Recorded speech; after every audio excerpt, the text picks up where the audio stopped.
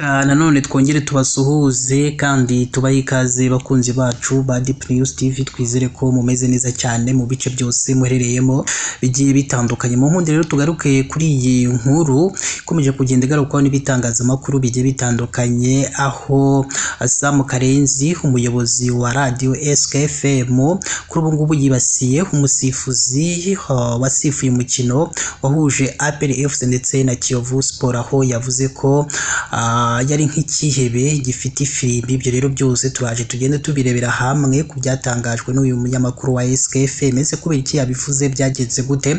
Mudukurikire muzigende musobanukirwa akantu ku kandi ku byerekeranye n'iyi nkuru ikomeje kugenda ikwirakwira ku mbuga nkoranyambaga.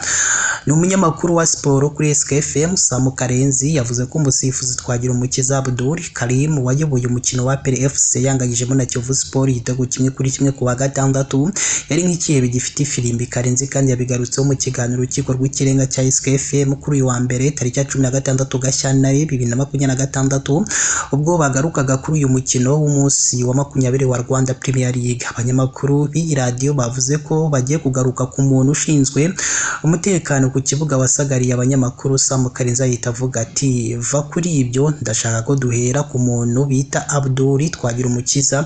Yongeyeho ati uziko hari umukino asifura ukagira ngo ni nk'ikihebe gifite ifirimbi. Mugenzi we Ishimwe Rikari yamubajije niba avuga Abdul biganye muri kaminuza, ahita anaseka cyane. Karenzi yahise agira ati Abdul Twagirumukiza, Abdul uziko yasifuye umukino nk'ikihebe, uziko yafataga ibyemezo bitabaho mu misifurire. Musangafura Cristiano Lorenzo yabajije Karenzi uburyo atungurwa n'umuntu usanzwe azwi. Ati kuki utungurwa n'uburyo Abdul yitwaye, kumuzi ko uzi inkuru ziba zimuzengurutse, kuki udatungurwa no kumuha gusifura umukino nk'uyu? Yongeyeho ati ninde wagombaga guha ikarita itukura umunyezamu wa APR FC Hakizimana Adolphe ku ikosa yakoreye hanze y'urubuga rw'amahina? Uriya ni umutuku. Kuri ikosa ryo ku munota wa 70 Karenzi yagize ati abantu bagerageje kubigoreka, abasifuzi ba hano bagerageje kuyobya abanyamakuru ngo si ikarita itukura, ariko ni ikarita itukura igaragara. Umunyezamu yarasohotse hanze y'urubuga rw'amahina,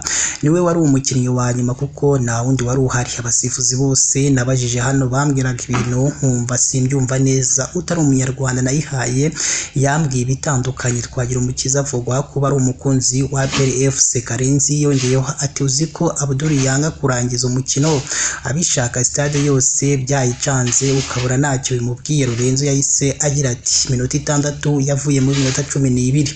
Muri uyu mukino Kiyovu Sport yari yafunguye amazamu ku munota wa 80 ku gitego cyatsinzwe na Harerimana Abdul Aziz Rivaldo wavuye mu kipe ya Rayon Sport.